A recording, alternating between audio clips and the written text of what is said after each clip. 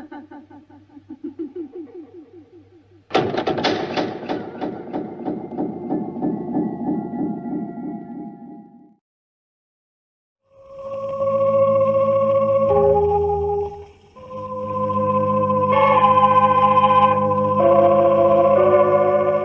New York, the makers of Clippercraft Clothes for Men and 924 leading retail stores from coast to coast present the world's most famous detective, Sherlock Holmes.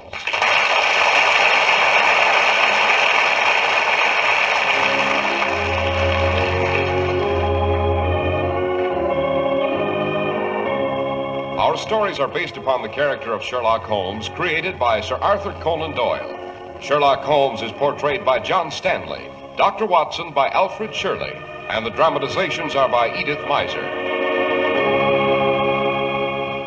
Well, here we are again in front of Dr. Watson's cheerful fireplace, ready for another story about the fabulous Mr. Sherlock Holmes. What's it to be tonight, Dr. Watson? Personally, I always refer to tonight's adventure as the Cornish Horror, or the case of the cradle that rocked itself. The cradle that rocked itself? Why, that sounds fairly fantastic, Dr. Watson. Not only fantastic, Mr. Harris, sinister.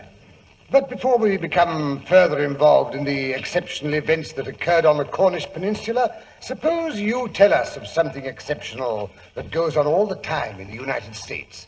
I allude, of course, to the Clippercraft plan. With a great deal of pleasure, Dr. Watson. The Clippercraft plan really is something exceptional, and it goes on in the hometown of every man listening in. As a matter of fact, the great big idea behind the Clippercraft plan is to give you the finest clothes at prices far less than you expect to pay. At your own local independent store, at the store you can trust. Now, here's how it works. The remarkable Clippercraft plan concentrates the buying power of 924 leading stores across America, making tremendous savings in manufacturing and distribution costs. It passes on those savings to you. That's why you can buy beautifully tailored Clippercraft suits that look like twice the money at only $40 and $45. Top coats and overcoats are only $40. The values are so amazingly outstanding that we urge you to compare them with clothes selling for many dollars more. And now to return to Cornwall. What were you and Sherlock Holmes doing down there, Dr. Watson? Recuperating. Holmes had spent a particularly active autumn solving 3 dangerous and exhausting cases in rapid succession, and a vacation was indicated. I had visions of basking in the south of France or sunny Italy, but not Holmes. He elected to return to the small cottage near Poldhu Bay, which we had occupied once before. During the adventure of the Devil's Foot, if I'm not mistaken, Doctor. Right. Now, the bays and inlets of the Cornish Peninsula are green and sheltering in the sunny summer weather. But in December, the blustering gales whip the surge-swept reefs and black and sinister cliffs. Well, one particularly violent morning, Holmes and I were ensconced on either side of the fireplace. Holmes was engrossed in a consignment of books on philology, which had just arrived from London.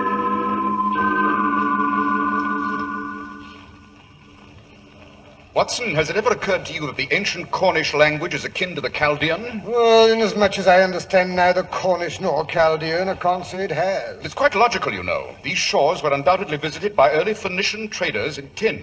In fact, many historians believe that the pirates who later operated from this coast had more than their share of the old Phoenician heritage. A fine, disreputable background for any district. Profitable is the word, Watson. Hello, who's this fighting his way up the path in the teeth of the gale? Looks like your rotund friend and fellow archaeologist, Mr. Roundhay, the vicar. I wonder what's occurred to bring the good Dominie out in this weather. I'd sooner expect to see a cat go swimming in a mill race. Well, don't let him stand there in the wet. Well, I'm going. Pity you couldn't answer the door now and then. Why, Mr. Roundhay, delighted to see you, old man. Come in. Well, you look half drowned. Not half, entirely. Totally and entirely soaked to the skin. Morning, Roundhay. How about a spot of hot grog? The tea kettle's boiling on the hearth. Watson, fix the vicar a drink. Thank you. I'm afraid I need it as much for my nerves as I do for the chill, you know. Oh? Yes, Mr. Holmes. I have a problem, a rather serious problem, and I really don't know whether to come to Dr. Watson for help or to you. Well, why not consult both of us? It's not the first time we've collaborated on a case, Holmes? Quiet, Watson. Don't interrupt. Just what is your problem, Mr. Roundhay? Well, it seems that the cradle at Trevining Water has been rocking again. Is that so unusual? You don't understand, Mr. Holmes. That cradle has been in the family for over 5 centuries. All the young Trevinings are placed in it at birth. It hasn't been used, however, since Wilfrida Trevining, the present Mrs. Gregory, was a child. In fact, the nursery has been kept locked ever since old Mattie, the Trevining nurse, was sent off to the home for indigent females at Redruth 3 months ago. She'd been in the family for nearly 60 years, you see. Well, seems rather heartless to get rid of her, eh, Holmes? My thought exactly. But Mortimer Gregory, he's the one who is married to Wilfrida Trevining, was quite determined about the matter. He said that old Mattie was making his wife quite ill with her talk about the rocking cradle. What sort of talk? Well, you see, there's a sort of legend in the Trevining family that when one of them is about to die, the cradle starts to rock all by itself. Nice, eerie little superstition, eh, Holmes? As a matter of fact, the cradle had been heard rocking once or twice, but inasmuch as old Mattie was still sleeping in the nursery, the family took it as a rather grim practical joke. All except Wilfrida. She became quite ill and upset. At which point her husband, who has a violent temper, said the old nurse had to go. Dr. Dennis Trevining, who is Wilfrida's cousin and physician as well, was inclined to agree with him, so they sent for a nurse from St. Ives Hospital to take over. On the day that she arrived, I was summoned to drive Mattie to the old lady's home in Redruth. I can't say I looked forward to the event. Were your fears justified? Completely justified, Mr. Holmes. When I arrived at Trevining Water, the old woman was sitting on her boxes just inside the front door. Mr. Gregory and Dr. Trevining were endeavoring to quiet her caterwaul.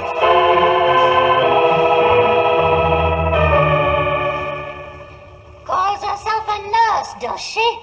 What does she know about bringing babies into the world? I've given 3 generations of Trevinings the whack that drove the breath of life into their bodies. After all, Mattie, I am a doctor. When Wilfrida's baby arrives, I expect to be on hand too, you know. You a doctor? I wouldn't trust you to treat my Timothy here. Hey, Timmy. Timmy agrees with me. He may be a cat, but he knows as much about what's going on around here as I do. That'll and that's do. plenty. Mattie, that'll do. You've made enough trouble already. You've upset my wife so that she's had to take to a bed. Me upset, Miss Wilfrida? My Miss Willie that I taught to walk and play patty cake and eat a porridge like a good girl? It's not me that's made her sick. And what's more, if any harm comes to her, I'll put a curse on this house. Though there's 10 miles of moorland between here and Redruth, I'll come back and rock that cradle somehow. And you know what that means.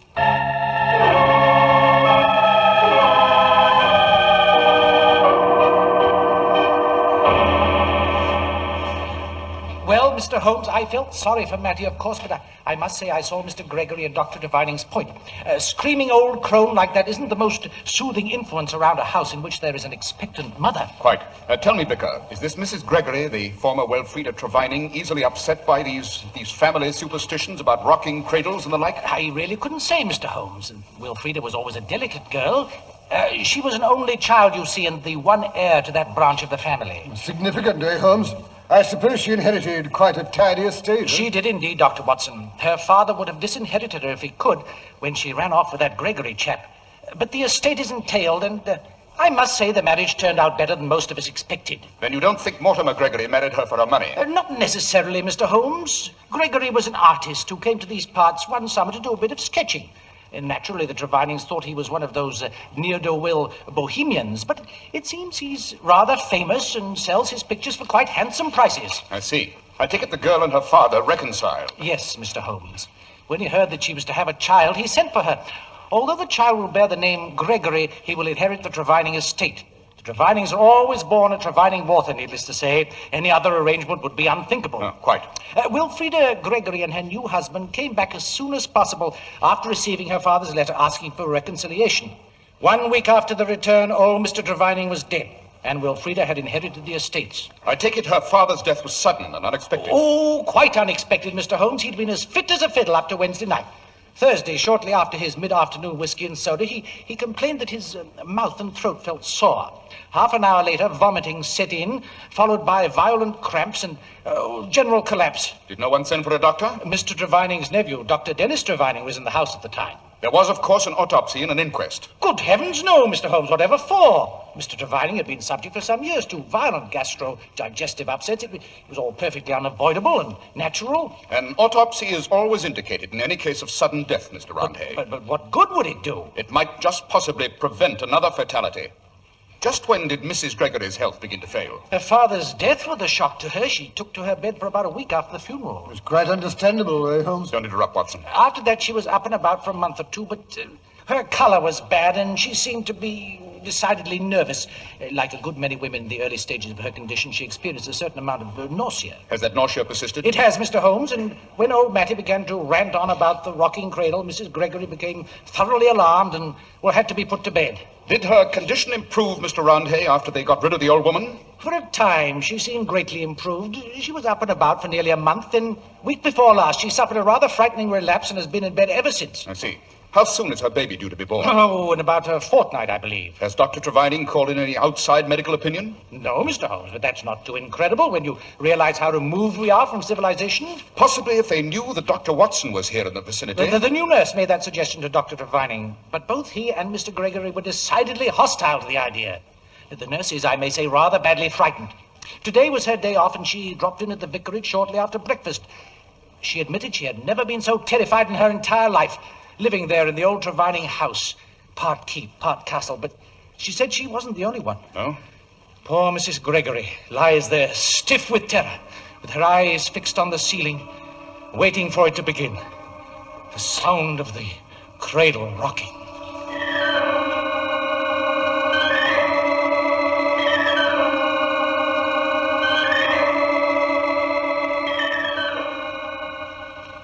Miss, it's getting dark. Light the lamp. Very well, Mrs. Gregory. That's better. When I was a child, I was afraid of the dark, and now it's all come back to me.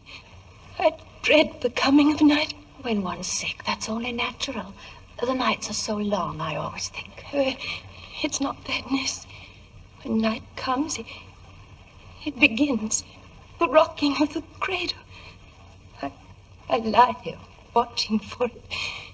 Yes. Listen. I don't hear anything, Mrs. Gregory. Oh, if only I could be sure my baby's born before I die. It's so terribly important, Miss. But you're not going to die, Mrs. Gregory. Yes, I am. That's why the cradle's rocking. And listen, there it goes. Rock, rock, rock. It's for me, Miss. It's for me.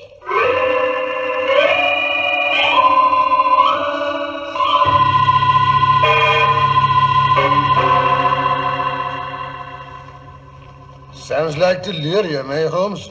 A cradle that is heard only by a desperately sick woman? But you don't understand, Dr. Watson. Mrs. Gregory isn't the only one who hears the cradle rocket.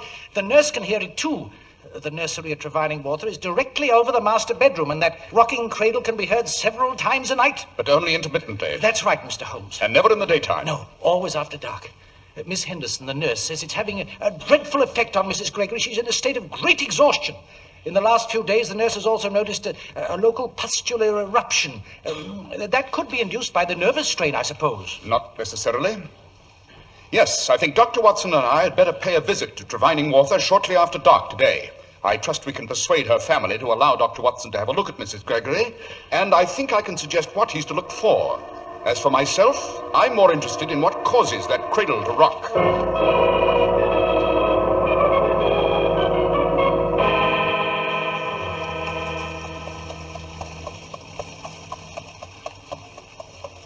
Did you have to drag us out in this beastly weather, Holmes? Besides, it's all so dashed irregular, contrary to medical ethics and all that, you know. After all, I haven't been called in by either the doctor on the case nor the family. You doctors and your confounded medical ethics. I suppose you've let the poor woman die just because you haven't been properly introduced. This is where we turn in, Mr. Holmes. Notice the Trevining coat of arms over the gate? Aha, very significant, Mr. Roundhay. Oh, what's so significant about it? I could hardly see the blasted thing in this fading light. For one thing, the Trevinings have the bar sinister. For another, that was the Jolly Roger up in the upper right-hand quarter. That's right, Mr. Holmes. The Trevinings have more than their share of pirate ancestors. They boast of the fact, you know. Well, here we are. This is Trevining water. Frightening-looking old pile, eh, Holmes? You bet. Wait for us here, Jonathan. Right. We may be leaving in rather a hurry. Give the bell a pull, Watson. No, wait. I sent word to Miss Henderson to be on the lookout for us. Ah, Miss Henderson, I thought you'd be watching for us. This is Mr. Holmes and Dr. Watson. How do you do? How do you do? Come in, please. I'm so glad you've both come. Both. Mrs. Gregory was having a particularly bad spell when I returned this afternoon. Have you told Mrs. Gregory's husband and her doctor that you expected us? No, Mr. Holmes. Fortunately, there was no opportunity. The doctor was called out on a confinement case an hour or so ago, and Mr. Gregory has had to go to St. Ives for the assizes. He shouldn't be back until after supper. Excellent. You will take Dr. Watson to see Mrs. Gregory immediately. Mr. Roundhay knows the house well enough to direct me to the nursery, I gather. Oh, yes, Mr. Holmes. Top floor, second right. I'm afraid the door is kept locked, Mr. Holmes. My dear young lady, it takes more than a locked door to stop Sherlock Holmes. Come along, Vicar.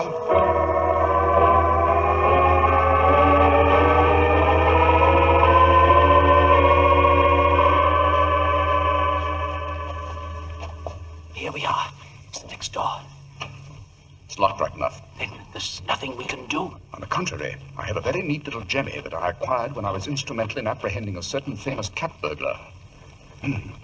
Quite a breeze coming through the keyhole. You mean you're going to pick the lock? May take a moment or so. Well, I do hope no one comes and catches us at it. I don't know what my flock would say. Mr. Holmes, did you hear that? There it is again. It's inside the nursery. Yes. Yes, it's the cradle right enough. But it's rocking. It's rocking in there all by itself. It's not just a superstition. Confound it, this lock must be rusty. No, here it comes. Blast it, did it have to make that noise? Easy now. I'm going to open the door. It's so dark in there. Give me the candle, I'm going in. But the room is empty. Completely empty. But look here, the cradle's still rocking, and feel the mattress. It's still warm. Good Lord, what was that? Branch of a tree scraping against the window. Yes, it's broken one of the small 5-inch square panes of glass, and that explains where the draft came from. It also explains something else. Yes, interesting. Very interesting. Who let you in this room? Ah, Mr. Gregory, no doubt. I am Sherlock Holmes. What in blazes do you think you're doing here? Trying to solve the mystery of the rocking cradle. Rotten rubbish. Old wives' tales. I'll not have my wife upset by any more of that nonsense. You misjudge us, Mr. Gregory. We only want to save your wife and possibly your child. I don't need your help. Get out, both of you. Get out! With pleasure. I imagine Watson's had time to give the nurse full instructions, and we've seen all there is to see up here. Come on, Roundhay. We'll now ride over to Red Roof. The final piece to this puzzle is doubtless to be found in the old lady's home. You mean you're going to question Mattie? I trust you have no objections, Mr. Gregory. Objections? No, go ahead. You'll get nothing from her. Nothing at all.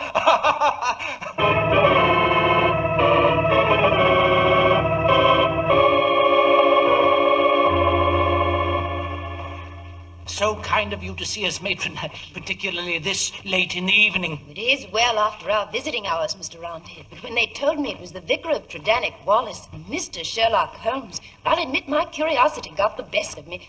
Oh, but you gentlemen must be congealed. May I offer you a cup of tea? Thank you, matron, but we've no time for social amenities. Our night's work has only just begun. So, if you'll allow us to have a few words with one of your inmates, Miss Mattie, what's her other name, Vicar? Bless my soul, I don't know. But she was nurse in the Trevining household for many years. She came here to the home 3 months ago. Oh, you mean Mattie Fennelly, Vicar? Of course, of course. I'm afraid you can't see Mattie, gentlemen. Why not? Is anything wrong with her? Is she ill? No, Mr. Holmes. Mattie Fennelly died 6 weeks ago. Died? Yes, Mr. Holmes. But why wasn't I told? Why wasn't her body brought back to us for proper burial? Well, I understand her family didn't want Mrs. Gregory to know. They were afraid the shock of Mattie's death would upset her. Quite. Matron, how did the old woman die? Had she been sick long? Oh, no, Mr. Holmes. She'd had a very good day. Mrs. Gregory had driven over from Tredanick to have tea with her. She brought a pound cake for Mattie. Pound cake was her favorite, it seems. How soon after Mrs. Gregory left was Mattie taken ill? Not till the middle of the night. Seems she sneaked the rest of the pound cake off to bed with her and had eaten it after the lights were put out. Old people and children frequently make pigs of themselves, I'm afraid. We sent for Dr. Dennis Trevining at once. He lives halfway between Redruth and Tredanick Wallace. He was here inside of an hour. She seemed to get better when she saw him. Shortly thereafter, she had another attack, which ended in a complete collapse. Oh, this is an exasperating case, Holmes? One blind alley after another. Old Mattie turning up dead slams the final door in our face. On the contrary, we may very well find out more from Mattie dead than we would if she were alive. But where will you go to question her, Mr. Holmes? To the graveyard, of course. Where is she buried, matron? In the churchyard at St. Stephen's. It's on the cliffs at the other side of the town. I don't suppose you could supply us with a couple of shovels, matron? Oh, Holmes, you're not thinking of exhuming the body at this hour of the night? Why not? Just one more question, matron. What happened to Mattie's cat after her death? Timothy? Yes. Oh, he disappeared shortly after the funeral. No one knows what happened to him, Mr. Holmes. I think I can make a guess, matron. Yes, I think I can make a guess.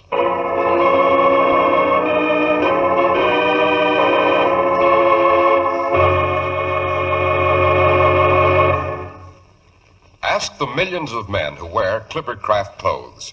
Ask the fine stores that make them available to you everywhere, from coast to coast. The reason there's so much talk about Clipper Craft is that they're so extremely fine at the price of just ordinary clothes. It's a pleasure to discuss Clipper Craft on this program because I know I do a good turn to every man listening in. Regardless of price, you've never seen finer tailoring, longer wearing woolens, or more perfect fit. Suits are only $40 and $45. Top coats and overcoats are only $40. The famous Clipper Craft plan makes all this possible. It concentrates the buying power of 924 leading independent stores across the nation. You get the savings that result from this group buying. Selling expensive clothes at inexpensive low prices at the nation's finest independent stores is the great big idea behind the Clipper Craft plan. That's why men who know insist on Clipper Craft clothes. So be sure to visit the Clipper Craft store in your city. These leading stores in the metropolitan area are proud to add their names to Clipper Craft in your suit, top coat, and overcoat. In Manhattan, Saks 34th, Broadway at 34th. John Wanamaker Men's Stores, Broadway at 8th and 67 Liberty Street. In Brooklyn, Abraham and Strauss. In Newark, New Jersey, Boulevard Men's Shop, Kresge Newark. And in Jamaica, the B&B Clothes Shop, 16408 Jamaica Avenue.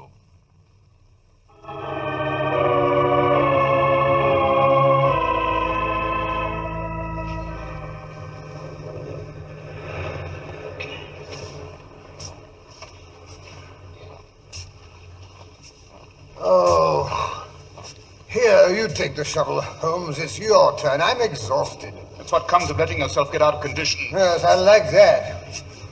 Oh, thank heaven the gale has gone down. But the sea is still boiling. The moon's trying to break through the clouds. It makes the breakers down there look like a devil's cauldron.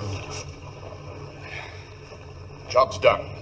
Now, Watson, if you and Mr. Roundhay will help me lift out the coffin. Certainly, Mr. Holmes. Oh, the authorities will probably raise Ned. Now, all together. 1, 2... I say, Holmes, the coffin was remarkably light. Oh, Mattie was a very little woman. Holmes, look. There's someone galloping over the moor as if the devil were after him. He's coming here. Good Lord, it's Dr. Trevining. Oh, we're in for it now.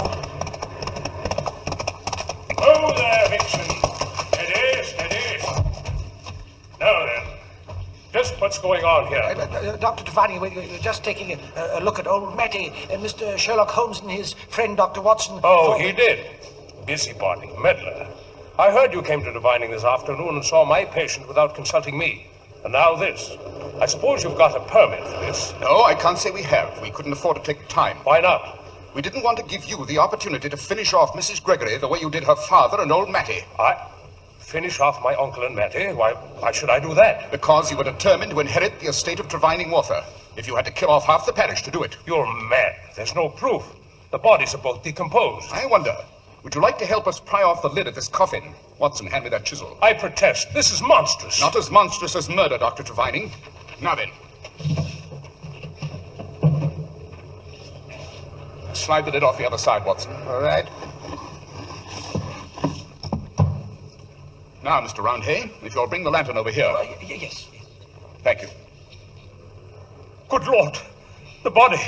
She looks exactly the way she did when she died. When she died in agony, remember? No. Put back the lid. It's too unnatural. Her eyes, she's staring at me in that awful grin. There was no autopsy on old Mr. Trevining. In this case, however... But I... Would you like to put your hand on the body, Dr. Trevining? No. There's a local superstition that when a murderer touches the body of his victim, blood will flow. No, let me go. Let me go.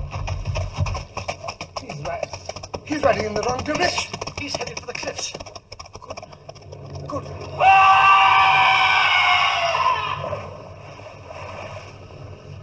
Good Lord. He rode the horse straight over the edge. They'll be smashed to death on the reefs. The Devil's Cauldron, as Watson called it, has claimed its own. Yes, the rocks on which his pirate ancestors wrecked so many helpless ships. I'm not surprised the sight of old Matty's body unnerved him. Who would suspect that after 6 weeks there would be almost no signs of decomposition? I not only suspected it, Mr. Roundhay, I knew. How so? Dr. Dennis Trevining chose one of the few poisons that also tends to act as a preservative. I allude, of course, to tartar emetic, commonly called antimony.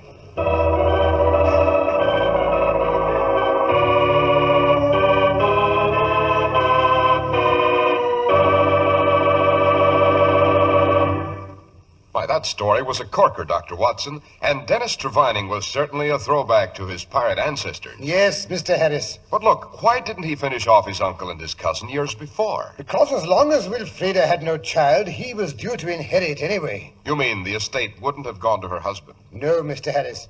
In England, the laws of inheritance are rather rigid.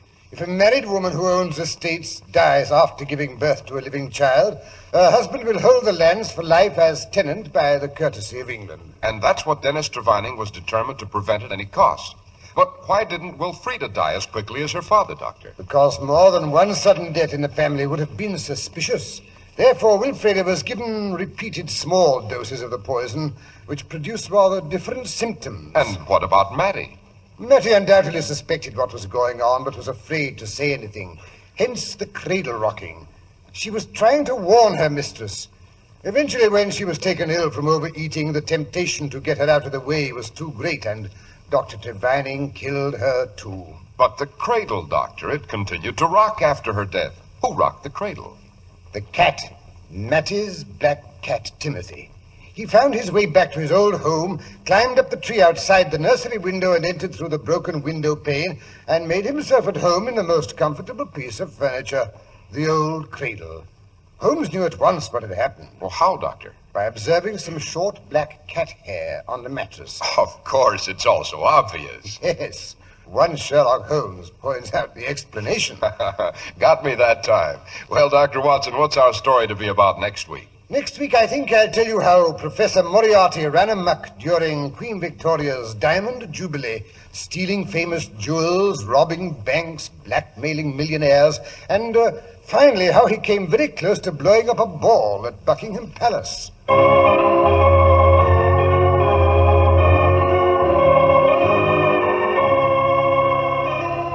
The makers of Clippercraft clothes and 924 leading stores from coast to coast have brought you another in the new series of broadcasts featuring the world's most famous detective, Sherlock Holmes. Sherlock Holmes is produced and directed by Basil Lochran with special music by Albert Berman.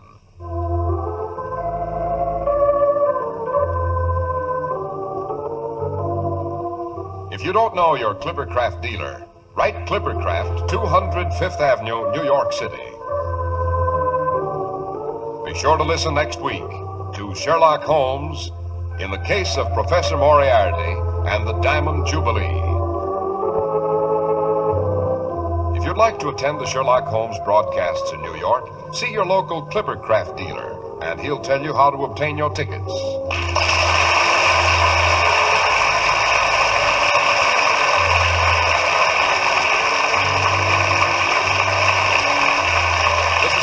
Speaking for Clippercraft Clothes. This is the world's largest network, serving more than 450 radio stations, the Mutual Broadcasting System.